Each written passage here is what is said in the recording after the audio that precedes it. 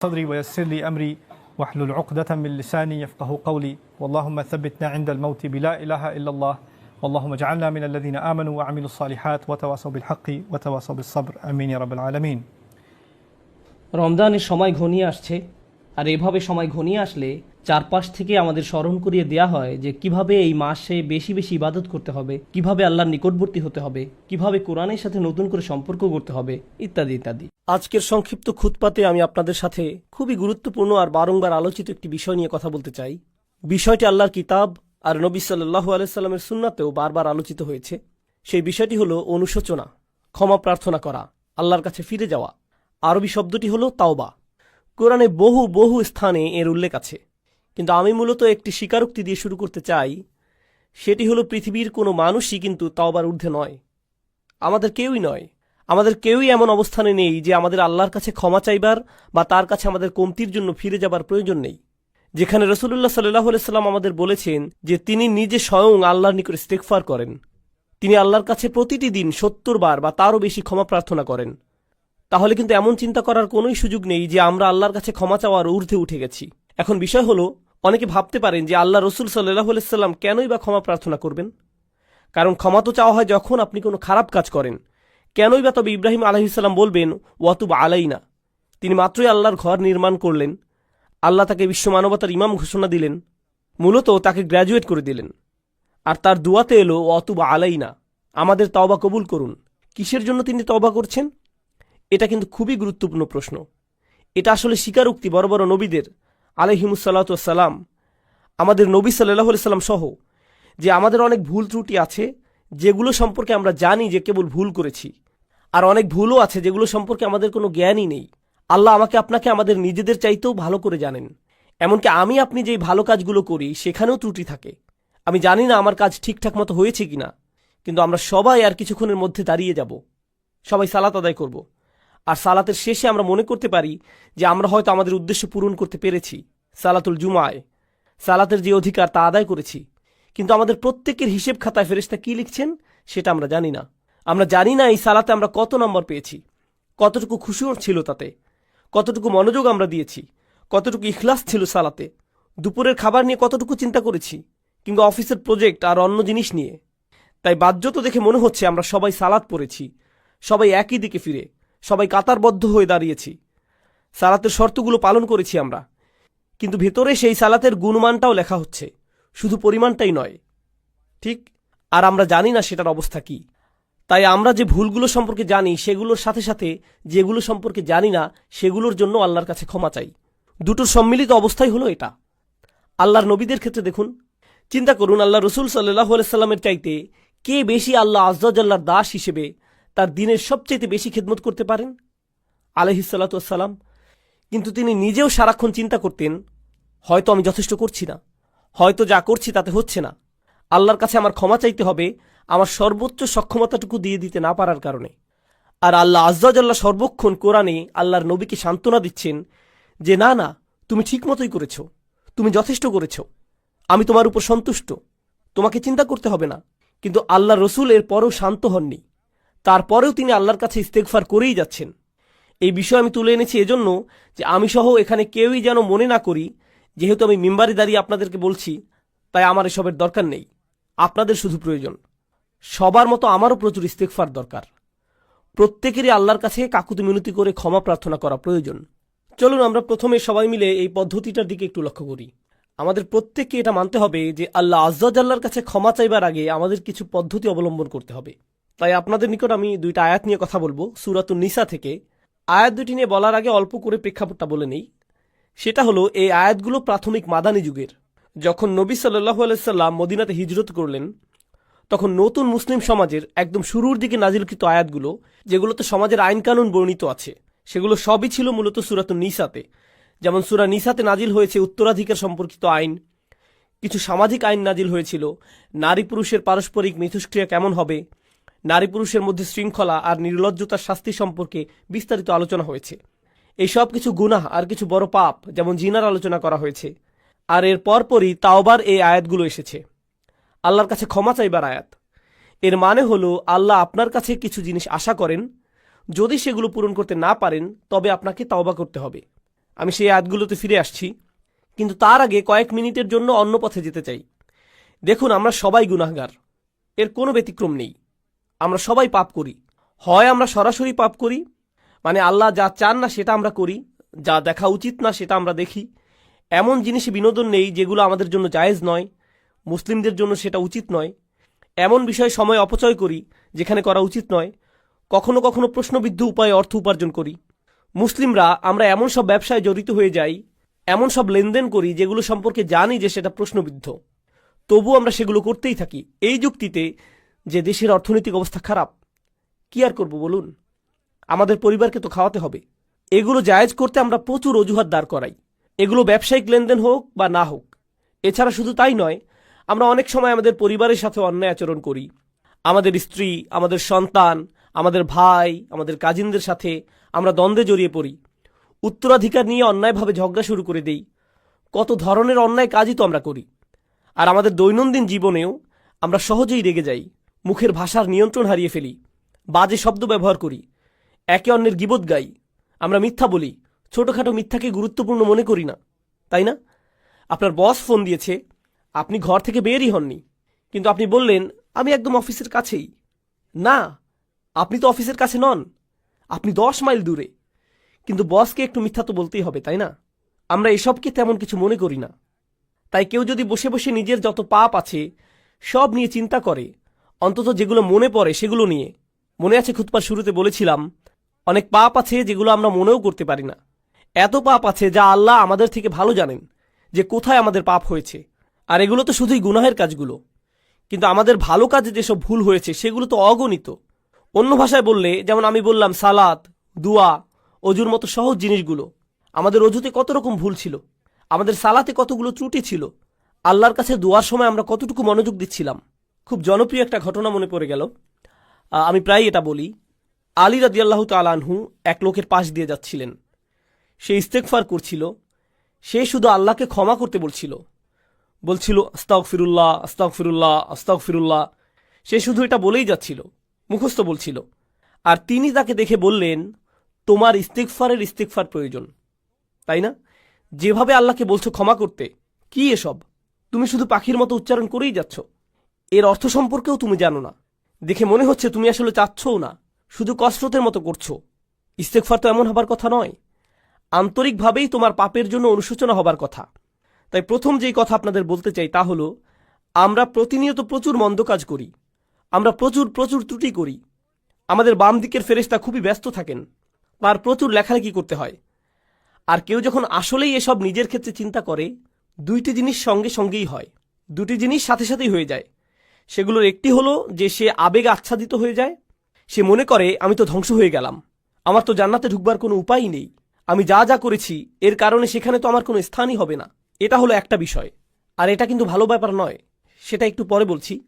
আরেকটা জিনিস যা হয় সেটা মোটামুটি ভালো, সেটা হলো আপনি অন্য মানুষ সম্পর্কে অতিরিক্ত চিন্তা করা বন্ধ করে দেন।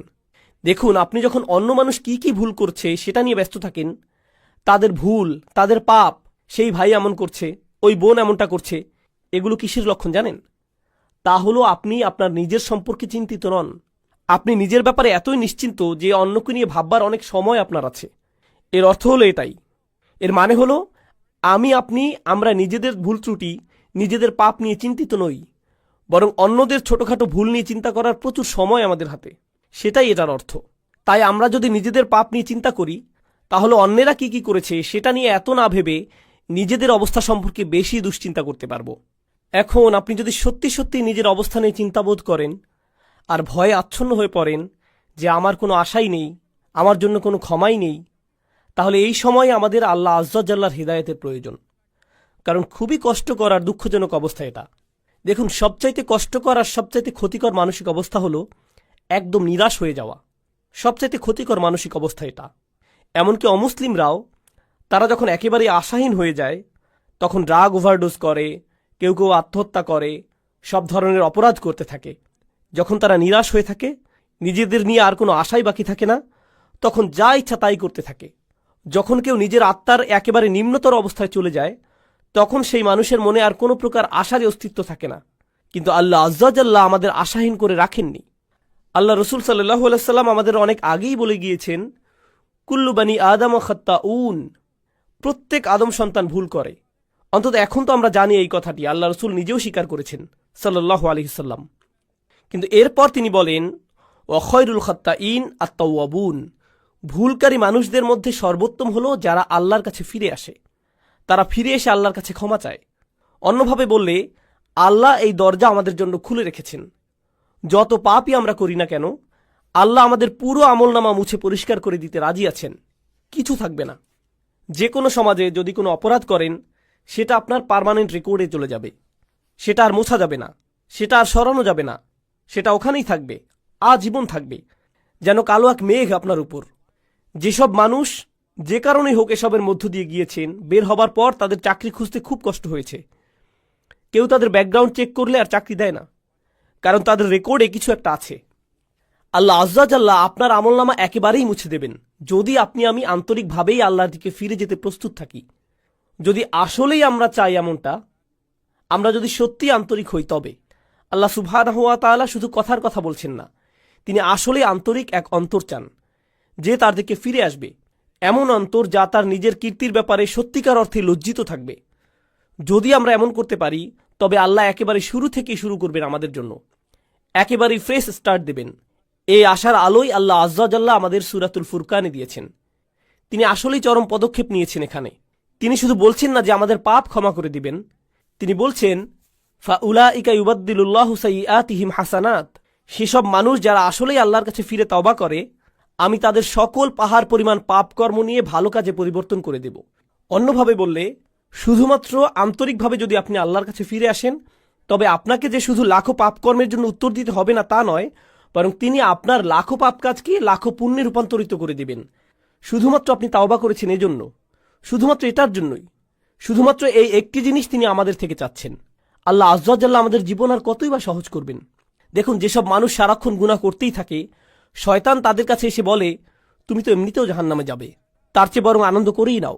শয়তান আসলেই এমন বলে, আর তারাও এভাবেই চলতে থাকে।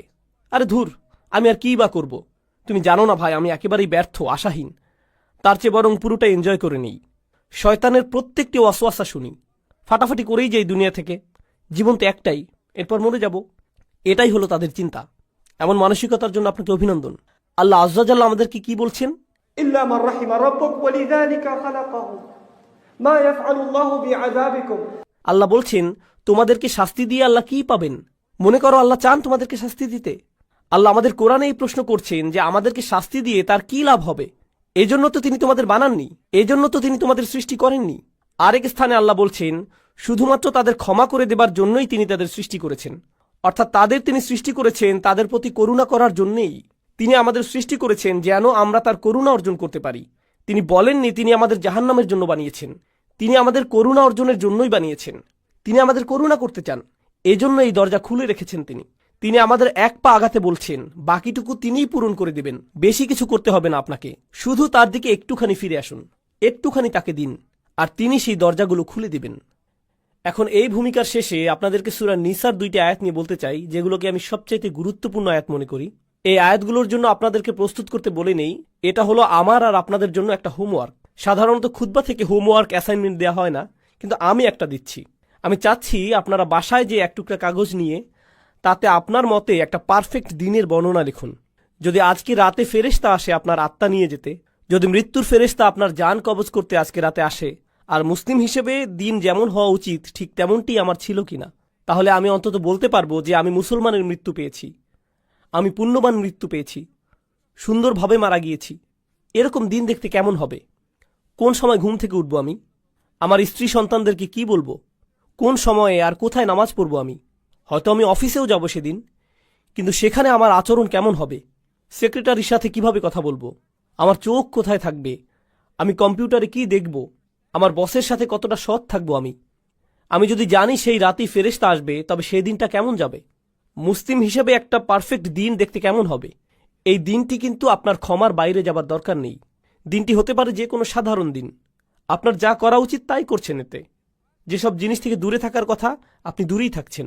খুব একটা কঠিন না, কিন্তু আপনি যদি বিস্তারিত রুটিন করতে চান নিজের জন্য, আমরা সবাই এক এক রকম, আমিও ভিন্ন রকম, কিন্তু যদি নিজের একটা বিস্তারিত রুটিন বানান যেখানে পারফেক্ট একটি দিন কাটাবেন, আর সেই দিনের সবচাইতে গুরুত্বপূর্ণ অংশ হলো দিনটির খুঁটিগুলো। একটি বিল্ডিংকে যেভাবে খুঁটিগুলো ধরে রাখে ঠিক সেভাবে, তাই না? ঠিক তেমনি আমাদের দিনকে ধরে রাখে 5টি খুঁটি, 5টি সালাওয়াত, 5টি নামাজ। তো আপনার রুটিনের সেই অংশটি যেন ঠিক থাকে, খেয়াল রাখবেন এটা যেন থাকে। এর মাঝে কি করেন, এগুলোর মধ্যখানে কি করেন? ইন্না সলাতা কানাত আলাল মুমিনিনা কিতাবাম মাওকুতা। যেটা অর্জন করা সম্ভব সেটার প্রতি আমার আপনার কাজ করা উচিত। এটা আমি আপনি কিন্তু অর্জন করতে পারি। আমার দৈনন্দিন চিত্র এমনই হওয়া উচিত। কিন্তু কেন এমন হয় না দিনগুলো? কেন দেরিতে ঘুম থেকে উঠি আমি? সম্ভবত দেরিতে ঘুমাতে যাই, তাই। কেন এত দেরিতে ঘুমাতে যাই? কারণ সম্ভবত মধ্যরাত পর্যন্ত আমি মুভি দেখি। সম্ভবত সেটা বন্ধ করে সময় মতো ঘুমাতে যাওয়া উচিত আমার। কেন দোয়া করার সময় আমার কখনো কান্না আসে না? সম্ভবত আমি অনেক দিন যাবৎ আল্লাহর ঘরে যাইনি, তার কাছে যাইনি। শুধুমাত্র সেখানে যাই জুমার সময়, তাও আবার যখন তা একেবারে শেষের দিকে, যেন আবার নিজের জীবনে ছুটে যেতে পারি। কেন প্রত্যেকবার সালাতে যখন সিজদায় যাই উঠে দাঁড়ানোর জন্য ছটফট করি? যেমন সুবহানা রব্বিল আযীম, সুবহানা রব্বিল আলা, যেন এমনটা এতই তাড়াতাড়ি বলি আমি, কারণ আমার সেখানে বেশিক্ষণ থাকতে ইচ্ছে হয় না। আমার তো অনেক কাজ আছে, আমার জরুরি কাজ শেষ করতে হবে, তাই না? আল্লাহর সামনে নিজের মাথা নিচু করার চাইতে জরুরি আর কি হতে পারে? আমি বুঝি না আমরা কিভাবে নিজেদের বুঝ দিতে পারি এটা নিয়ে। সেই একটি জিনিস যা আল্লাহ তাকে করতে বলেছিলেন, সেই একটি জিনিস যা সে করতে অস্বীকার করেছিল, এই একটি জিনিস আমাদের তিনি প্রতিদিন করতে বলেছেন। আর আমরা যদি করিও সেটা যেন কৌতুক, কোনো রকম করে দৌড়। এটা তো কিছুই না। কি এটা? সিজদা। এজন্যই আপনার উচিত দিনের রুটিন বানানো। এখন আয়াতটি শুনুন। ইন্নামাত তাওবাতু আলাল্লাহ। তাওবা শুধুমাত্র আল্লাহর জিম্মাদারিতে। আল্লাহ যে শব্দটি বলেছেন ইন্নামা কালিমাতাল হাসাল বিহাদিহিল আয়াহ, এই শব্দের মানে কি? এর মানে হলো আল্লাহ যা বলবেন এখন তা হলো একটি বিশেষ চুক্তি, শুধুমাত্র নির্দিষ্ট কিছু ব্যক্তির উপর কার্যকর করা হবে, সবার জন্য এটা না। এটা শুধুই তাদের জন্য যাদের বর্ণনা এখন দেয়া হবে। তিনি বলছেন আল্লাহ, কিছুই আল্লাহর উপর বাধ্যতামূলক নয়। আল্লাহ কিছুই করতে বাধ্য নন, শুধুমাত্র যা নিজের উপর বাধ্যতামূলক করেন সেগুলো ছাড়া। তিনি বলছেন আল্লাহ, আল্লাহর উপর এটা বাধ্যতামূলক যে তিনি নির্দিষ্ট ব্যক্তিদের তাওবা কবুল করবেন। আল্লাহ কিছু মানুষের তাওবা কবুল করাকে নিজের উপর আবশ্যক করে নিয়েছেন। কারা এই লোক? লিল্লাযীনা ইয়ামালুনা সুআ বিজাহালাতিন, সেই লোক যারা পাপ করে। এখানে আমি সাধারণ অনুবাদ করে দিচ্ছি, যারা পাপ করে। আল্লাহ মাত্রই বললেন তিনি নিজের জন্য যারা পাপ করে তাদের ক্ষমা করা বাধ্যতামূলক করে নিয়েছেন। তিনি কিন্তু আরও বলেছেন, চলুন দেখি এই লোকগুলো কারা। আর সেটার আগে ইয়ামালুন শব্দের প্রতি একটু মনোযোগ আকর্ষণ করছি। ইয়াফআলুন শব্দের তুলনায় আরবি ভাষায় কিছু করা বোঝাতে 2টি শব্দ আছে, ইয়াসনাউনও আছে। এগুলো সবই কিছু করা বোঝাতে ব্যবহৃত হয়। ইয়ামালুন মানে হলো আপনার উদ্দেশ্য ছিল, এমন না যে আপনার ভুল হয়েছে, বরং আপনি করেছেন, আপনি জানতেন কি করছেন, আপনি ভুল করেছেন। এটা এমন না যে আপনি কিছু একটা বলে ফেললেন কিন্তু বলার সময় খেয়াল ছিল না যে ভুল করছেন, সেটা উদ্দেশ্যহীনভাবে। আমি উদ্দেশ্যের কথা বলছি, এটা কোনো ভুল নয়। তওবার প্রথম ধাপ হচ্ছে আমাকে আপনাকে অন্তত স্বীকার করে নিতে হবে যে পাপ করেছি। অজুহাতের পেছনে লুকানো বন্ধ করতে হবে। আল মাআযিরু মাকাযির, অজুহাত হলো মিথ্যে কথা। অজুহাত মানে এটাই, আপনি যদি অন্তত নিজের সাথে সৎ থেকে বলতে না পারেন যে হ্যাঁ আমি ভুল করেছি, আমি পাপ করেছি, কোনো অজুহাত নেই। যেমন আমি আর অজুহাত দিতে পারবো না, আমি আমার অজুহাতের পেছনে লুকাবো না, তাই না? প্রত্যেকবার কোনো ভুল হয়ে গেলে শয়তান সে বলে না না এটা তোমার দোষ না, সমাজের দোষ। তুমি অনেক চাপের মাঝে ছিলে, তুমি অনেক চাপের মধ্যে ছিলে, তুমি তখন খুবই রেগেছিলে, তোমার বন্ধুর দোষ ওটা, অমুকের দোষ সেটা, তারা তোমাকে বাধ্য করেছে, সে তোমাকে বাধ্য করেছে, এজন্যই এমনটা হয়েছে, খুবই গরম ছিল সেদিন, খুবই ঠান্ডা ছিল সেই দিন। সুবহানাল্লাহ, কত অজুহাত চলে আসবে আপনার ভেতর। আর যেটা করবেন না তা হলো নিজের ভুল স্বীকার করা। আল্লাহর কাছে ফিরে আসার প্রথম ধাপই হলো আমাকে আপনাকে আমাদেরকে স্বীকার করতে হবে যে আমরা পাপ করেছি। এটা অপমানজনক। মানুষ অজুহাত কেন দেয় জানেন? কারণ নিজের ভুল স্বীকার করাটা বিব্রতকর, এটা বিব্রতকর। আর যখন আপনি নিজেকে আল্লাহর সামনে বিব্রত করতে পারবেন, সেটাই প্রমাণ করে যে আল্লাহর সামনে আপনার আর কোনোই অহংকার নেই। আল্লাহ আমার আপনার কাছে বিনয় চান, তিনি আমাদের অহংকার দেখতে চান না, তিনি আমাদের গর্ব দেখতে চান না, তিনি এমনকি এতটুকু কিবর দেখতে চান না, মিসকাল হাব্বাতিন মিনাল কিবর, এতটুকুও না। তিনি আমাদের মাঝে এতটুকু অহংকারও দেখতে চান না। তাই নিজের পাপ স্বীকার করলে অহংকার দূর হয়ে যায়, এভাবেই এটা দূর হয়। তাই আমরা আল্লাহ আযজা ওয়া জাল্লার কাছে আমাদের ভুল স্বীকার করি পরিষ্কারভাবে। আর যখন তা করি আল্লাহ বলেন বিজাহালাতিন, তিনি বলেননি ইয়ামালুনা সুআ, তিনি বলেছেন বিজাহালাতিন। তো এখন সু শব্দের প্রতি লক্ষ্য করুন। পাপ বোঝাতে যেই শব্দ ব্যবহার করলেন, আরবিতে জাম্ব আছে, জানাহ আছে, পাপের জন্য আরো কত শব্দই তো আছে। সু আসে সাউআ থেকে। সাউআ মানে হচ্ছে লাশ। কেউই মৃত শরীর বা লাশের দিকে তাকাতে পছন্দ করে না। যেমন ধরুন হাইওয়েতে কোনো প্রাণীর লাশ পড়ে আছে কিংবা মানুষের লাশ, বিষয়টা ডিস্টার্বিং, কুৎসিত একটা জিনিস, দেখতে চাওয়ার মতো জিনিস না এটা। আল্লাহ আজ্জা ওয়া জাল্লা পাপকে সেই কুৎসিতের সাথে তুলনা করেছেন।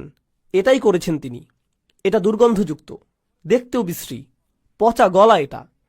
এটাই হলো সু শব্দের উৎস। সাইয়াত এই শব্দ থেকেই উদ্গত। তো আপনি বিশ্রী কিছু একটা করেছেন, স্বীকার করুন। এরপর আল্লাহ কারণ দিচ্ছেন বি জাহালাতিন, লোকটি এই পাপ করেছে কারণ সে অতিরিক্ত আবেগে আচ্ছন্ন ছিল। জাহালা শব্দটি আরবি ভাষা আর কোরআনেও গুরুত্বপূর্ণ একটি শব্দ। এর অর্থ হচ্ছে আবেগে আচ্ছন্ন হয়ে যাওয়া। আপনি খুব রেগে মেগে এমন কিছু করে বসলেন যেটা করা উচিত না। প্রলুব্ধ হয়ে এমন কিছু করলেন যা করা উচিত ছিল না। প্রচণ্ড লোভে পড়ে এমন কিছু করেছেন যেটা উচিত নয়। প্রচণ্ড উত্তেজিত হয়ে এমন কিছু করেছেন যা উচিত নয়। এরকম সময়ই মানুষ যা উচিত নয় তা করে বসে। যখন তারা উত্তেজিত হয়ে যায়, কোনো আবেগে আচ্ছন্ন হয়ে যায়, সেই আবেগটি ভয়, ক্রোধ, লোভ, হিংসা, লালসা, প্রলোভন যাই হোক না কেন, তারা এই আবেগে তাড়িত হয়ে মন্দ কিছু করে ফেলে। আল্লাহ বলছেন হ্যাঁ, সেই আবেগ সেখানে ছিল, আর লোকটি আসলেই পাপ করেছে। সুম্মা ইয়াতুবুনা মিন করিব, আর সাথে সাথেই তারা আল্লাহর কাছে ফিরে বলে, ইয়া আল্লাহ, আমি করে ফেলেছি, আমি জানি আমি করে ফেলেছি, আমি একটা মানুষ, আমি জানি আমি পারফেক্ট দিন শুরু করেছিলাম, আর সেই পারফেক্ট দিনটি সুন্দর করার চেষ্টাও করেছিলাম, কিন্তু পথিমধ্যে এই ভুলটি করে ফেলেছি, আবেগে আচ্ছন্ন হয়ে এই পাপটি করে ফেলেছি। এখন আপনার দিকে ফিরে এসে ওয়াদা করছি এমন কাজ আর কখনো করব না। ইয়া আল্লাহ, যা করেছি এজন্য আমি লজ্জিত। এখন আপনি আল্লাহ আজ্জা ওয়া জাল্লার সাথে কথা বলছেন। এই কথোপকথন আরবিতেই হতে হবে এমন কোনো কথা নেই, কিন্তু আপনি নিজের ভাষাতে এই কথা বলতে পারেন। আল্লাহ আজ্জা ওয়া জাল্লা সকল ভাষার শিক্ষক। আপনি আল্লাহর কাছে ফিরে এসে যা যা ভুল আগে করেছি তা স্বীকার করব। ফাউলাইকা ইয়াতুবুল্লাহু আলাইহিম, তারাই সেই সব লোক যাদের তাওবা আল্লাহ কবুল করেন। তারাই সেই সব মানুষ যাদের জন্য তিনি দরজা খুলে দিতে চান। সেই দরজাটি আপনার জন্য বন্ধ না। আপনি আশা ভরসার অতীতে চলে যাননি। আর পরের আয়াতে যাবার আগে আমি আরেকটি ব্যাপার যোগ করতে চাই, সেটা পুরো বিষয় সম্পূর্ণ করবে। সেই আয়াতটি ছাড়া বিষয় পূর্ণ হবে না। খুবই গুরুত্বপূর্ণ। তা হলো, অন্যেরা যেভাবে আপনাকে দেখে আপনি নিজেকে সেভাবে ভাববেন না। নিজেকে অন্যদের মতো করে বিচার করবেন না। অন্যেরা ভাবতে পারে আপনি অনেক অসাধারণ, সেটাই আপনাকে অসাধারণ করবে না, এমন নাও হতে পারে। মানুষ আবু বকর সিদ্দিক রাদিয়াল্লাহু আনহুর কাছে এসে বলতো, আপনি খুবই ভালো। তিনি শুনে বলতেন, আল্লাহুম্মা আতিনি বিমা ইয়াকুলুন ওয়ালা তুআখিযনি বিমা লা ইয়ালামুন। তিনি বলতেন, ইয়া আল্লাহ, তারা যা সত্য মনে করে সেটা আমাকে দিন, আর তাদের যেটার জ্ঞান নেই সেটার কারণে আমাকে পাকড়াও করবেন না। তাদের কোনোই জ্ঞান নেই, তিনি নিজেই জানতেন। অন্যেরা তার সম্পর্কে কি বলে সেটাতে তিনি অভিভূত হতেন না। একই সাথে অন্যেরা আপনার সম্পর্কে যেই খারাপ কথা বলে সেটা দিয়েও নিজের বিচার করবেন না। আপনি খুব খারাপ, আপনি দুর্নীতিগ্রস্ত, আপনি মুনাফিক, আপনি মিথ্যুক, আপনি ভণ্ড, আপনি অভদ্র, আপনি জাহান্নামে যাবেন, ইত্যাদি ইত্যাদি ইত্যাদি ইত্যাদি। এগুলোর কোনোই অর্থ নেই। মানুষ আপনাকে চেনে না, আল্লাহ জানেন। মানুষ যদি বলে আপনি কোনো কাজের না, আপনাকে দিয়ে কিছুই হবে না, ইত্যাদি ইত্যাদি, এর মানে এই নয় যে আল্লাহ আপনার সম্পর্কে সেটাই ঠিক করেছেন। ঠিক যেভাবে মানুষের প্রশংসা আপনাকে ভালো মানুষ বানায় না, তেমনি মানুষের নিন্দাও আপনাকে মন্দ লোক বানিয়ে দেয় না। সেটার সিদ্ধান্ত শুধু আল্লাহরই কাছে, আর কারো নয়। সেটা শুধু আপনার আর আল্লাহর মধ্যেই। আপনার সম্পর্কে মানুষের মন্তব্য যেন আল্লাহর সাথে সম্পর্ক নষ্ট না করে দেয়। তারা আল্লাহর কাছ থেকে তথ্য নিয়ে আপনার ব্যাপারে মন্তব্য করেনি। তাদের সেই তথ্য নেই, শুধু তার কাছেই আছে। তিনি বলছেন, শুধু এই লোকগুলোর তওবাই আমি কবুল করব। আল্লাহ আমাদের সবাইকে তাদের অন্তর্ভুক্ত করুন। এর পরের আয়াতে বলছেন, এই লোকগুলো থেকে আমি তওবা কবুল করব না। পরিষ্কার করে বলছি, আমি চাই তোমরা তওবাকারীদের মধ্যে অন্তর্ভুক্ত হও। এই লোকগুলোকে আমি গ্রহণ করব, কিন্তু এদেরকে আমি গ্রহণ করব না। লাইসাতুত তাওবাতু লিল্লাযীনা ইয়ামালুনা সাইয়্যাত, যারা পাপ করতে থাকে একের পর এক একের পর এক। আগের আয়াতে শব্দটি ছিল সু, মুফরাদ, এক বচন।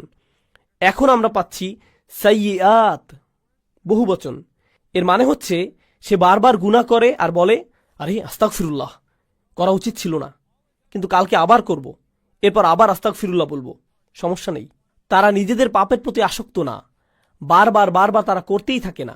নিজেদের বলে না, তাওবার দরজা তো খোলাই আছে, আমি আরেকটু মজা করে নিতে পারি। এটা আসলে হলো খ্রিস্টান মানসিকতা। আমি রবিবার যে ক্ষমা চেয়ে নেব, পুরো সপ্তাহ পার্টি করে নেই, তাই না? এরপর রবিবার আবার যে খাতা পরিষ্কার করে আসব। এভাবে আমাদের দিন চলে না। আল্লাহ নিশ্চিত করেছেন যেন আমরা তার দিন নিয়ে এভাবে খেলা না করি। তাই তিনি বলছেন, যেসব মানুষ বারবার গুনাহ করে, বারবার ফিরে যায়, এই চিন্তা করে যে ক্ষমা চাইবে আর সব ঠিক হয়ে যাবে, এমনটা গ্রহণযোগ্য নয়। এভাবে আল্লাহ আজ্জা জাল্লার সাথে খেলা করা যাবে না। ওয়ালাইসাতিত তাওবাতু লিল্লাযীনা ইয়ামালুনা সাইয়্যাত হাত্তা ইযা হাদারা আহাদুহুমুল মাউত। অবশেষে তাদের কারো মৃত্যু চলে আসে। ক্বালা ইন্নী তুবতুল আন, আমি আসলেই তওবা করছি, এই শেষ, আর কখনো করব না। একবার আমি প্লেনে যাচ্ছিলাম, আর সাধারণত যখন প্লেনে চড়ি আমি ঘুমিয়ে যাই। তো আমি যাচ্ছি আর আমার আশেপাশে দেখছি মানুষজন তাদের আইপডে অথবা আইপ্যাডে বা তাদের ল্যাপটপে বসে মুভি দেখছে, অথবা তাস খেলছে, গান শুনছে, প্লেনে বসে মাথা দুলাচ্ছে, তাই না? তো ঘুম ভেঙে দেখি প্লেন হঠাৎ 50 ফিটের মতো নেমে গেছে, কেবিনের প্রেশার বদলে গেল, মালাকুল মৌতের কাপগুলো নেমে এলো, তাই না? তখন আশেপাশে সবাই কি করতে দেখেন? সবাই দোয়া করছে, একেবারে সবাই। ও আল্লাহ, আমি সরি, আমি সরি, আমি সরি। সবাই এমন করছে। কি ধর্ম সেটা আসে যায় না, সবাই দোয়া করছে। এরপর ক্যাপ্টেন ক্ষমা চাইল, কাপগুলো উপরে উঠে এলো, প্লেন আবার স্থির হলো। এরপর কি হয় বলুন তো? প্লে বাটন আবার চাপ দেয়। আর অসাধারণ সিন দেখছিলাম তো আমি। আবার তারা স্বাভাবিক হয়ে যায়। এটাই হলো আল্লাহ আজ্জা জাল্লার সাথে ক্রিয়া কৌতুক। মৃত্যু যখন চলে আসে তখন তারা ক্ষমা প্রার্থনা করতে থাকে, ইন্নী তুবতুল আন ওয়ালাল্লাযীনা ইয়ামুতুনা ওয়া হুম কুফফার। কিংবা তারাও না যারা অবিশ্বাসী অবস্থায় মারা যায়, মানে যারা তাওবা নিয়ে খেলা করে, আর যারা কুফফার অবিশ্বাসী অবস্থায় মারা যায়, আল্লাহর কাছে দুটোই সমান। তিনি তাদের একই আয়াতে ফেলেছেন, একইভাবে বিচার করছেন তাদের। আমি তাদের তওবা কবুল করব না যারা অবিশ্বাসী অবস্থায় মারা যায়, আর আমি তাদেরও ক্ষমা করব না যারা বারবার পাপ করতেই থাকে, মনে করে যে খেলা করছে। তারা বারবার করতেই থাকে, শুধুমাত্র তারা মনে করে যে তারা পার পেয়ে যাবে, কিন্তু এমনটা হবে না। উলাইকা আ'তাদনা লাহুম আযাবান আলীম, তারাই সেই সব মানুষ যাদের জন্য কষ্টকর শাস্তি প্রস্তুত করেছি। আল্লাহর সাথে আমাদের আচরণ হবে প্রথমত নিজের ভুল স্বীকার করা, দ্বিতীয় ধাপ আল্লাহর দিকে ফিরে যেয়ে তার কাছেই পাপ থেকে বের হবার দোয়া করা, আর তিনি সেটা করবেন। আপনি বলবেন না যে গুনাহটি আমার থেকে বেশি শক্তিশালী, কারণ আল্লাহ বলছেন, লা ইউকাল্লিফুল্লাহু নাফসান ইল্লা উসআহা। আল্লাহ কারো উপরই সাধ্যাতীত বোঝা চাপিয়ে দেন না। আপনি সামলাতে পারবেন বলেই আপনাকে মানুষ হিসেবে বানানো হয়েছে। আপনি আপনার পাপের চাইতে শক্তিশালী, আল্লাহ আজ্জা জাল্লাহ সেটা জানেন। আপনি নিজেকে প্রবোধ দেবেন না, নিজেকে ভুল বুঝিয়ে বেঁচে যাবেন না। আপনি যেই পাপে জর্জরিত থাকেন না কেন, আপনি সেটার চাইতে শক্তিশালী। এটাই আল্লাহ আমার আপনার জন্য করেছেন। তিনি আমাদেরকে সম্মানিত করেছেন। তিনি আমাদেরকে সম্মানিত না করলে আমাদের পাপ আমাদের চাইতে শক্তিধর হয়ে যেত, শয়তান আমাদের চাইতে ক্ষমতাধর হয়ে যেত। ইন্না ইবাদি লাইসা লাকা আলাইহিম সুলতান, আমার বান্দার উপর তোমার কোনো কর্তৃত্বই থাকবে না। আল্লাহ শয়তানকে বলেছিলেন তোমার কোনো কর্তৃত্ব থাকবে না তাদের উপর, অর্থাৎ সমস্ত মন্দের উৎস শয়তানের কোনো ক্ষমতাই নেই মানুষের উপর। তাই আমাদের অজুহাত দেবার আর কোনো কারণ নেই। আপনি আপনার পাপ স্বীকার করুন, আমরা আল্লাহর দিকে ফিরে গিয়ে আমাদের ভুলকে মেনে নেই। এরপর আন্তরিকভাবে আল্লাহর কাছে ওয়াদা করুন যে এসব থেকে দূরে থাকবেন। আন্তরিকভাবে আল্লাহর কাছে ওয়াদা দিন এসব থেকে দূরে থাকবার। আপনার ক্ষমতায় যতটুকু আছে তা দিয়েই জীবন বদলে দেবার চেষ্টা করুন। সেই পাপ থেকে দূরে থাকুন, সেটা মন্দ বন্ধুদের থেকে আসুক, কিংবা কম্পিউটারের সাথে একা থাকার মাধ্যমে হোক, কিংবা অফিসের কলিগদের থেকে, যেখান থেকেই আসুক না কেন, আপনার জীবন থেকে সেসব বদলানোর চেষ্টা করুন। এটাই হলো তাওবা। সেটা অলসতার তাওবা হতে পারে। আপনি হয়তো ফজরের অনেক পরে উঠে কাজা পড়েন, আহা কাজাটা পরে নেই, তবে এটাই আপনার কাছে নর্মাল হয়ে গেছে। সিরিয়াসলি আর নেন না এটা। আপনি বলেন আমি চেষ্টা করেও পারি না। অবশ্যই পারেন। রাতে মুভি দেখা বন্ধ করে আল্লাহর সামনে দাঁড়ান, অজুহাত দেওয়া বন্ধ করুন, নিজেকে প্রবোধ দেওয়া বন্ধ করুন। আল্লাহ আজ্জা জাল্লাহ এই জাতিকে তখনই উপরে তুলবেন যখন এই জাতি তওবার জাতি হবে, যখন আমরা আমাদের তওবা দ্বারা পরিশুদ্ধ হব। আল্লাহ আজ্জা জাল্লাহ আমাদের সবাইকে তার ক্ষমা চাইবার ক্ষেত্রে আন্তরিকতা দান করুন। আল্লাহ আজ্জা জাল্লাহ আমাদের তাওবা গ্রহণ করুন, দিনে দিনে আরো ভালো মুসলিমে পরিণত করুন। আল্লাহ আজ্জা জাল্লাহ যেন আমাদের শক্তিশালী সুন্দর মুসলিম পরিবার গড়ে তোলার সামর্থ্য দেন, যারা এই দ্বীনের সৌন্দর্য বিশ্বের সামনে তুলে ধরতে পারবে। বারাকাল্লাহু লি ওয়া লাকুম ফিল কুরআনিল হাকিম ওয়া নাফা'নি ওয়া ইয়্যাকুম বিল আয়াতি ওয়া যিকরিল হাকিম। আসসালামু আলাইকুম ওয়া রাহমাতুল্লাহি ওয়া বারাকাতুহু।